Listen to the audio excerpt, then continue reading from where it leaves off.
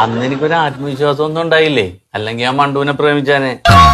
എന്റെ വീടിന്റെ മുമ്പിൽ കൂടിയല്ലേ മണ്ടുവും ഷീജയൊക്കെ ട്യൂഷന് പോയിക്കൊണ്ടിരുന്നത്. അപ്പൊ ഒരാഗ്രഹം ഉണ്ടായിരുന്നു, പറയാൻ ധൈര്യം കിട്ടിയില്ല. കൊള്ളാലോ. അന്നത് പറഞ്ഞെങ്കിൽ ഇപ്പൊ ഇവിടെ വരണ്ടായിരുന്നു. ഗ്യാസിന്റെ ഗുളിക വീട്ടിലിരുന്ന് എഴുതി തന്നാ പോരായിരുന്നു.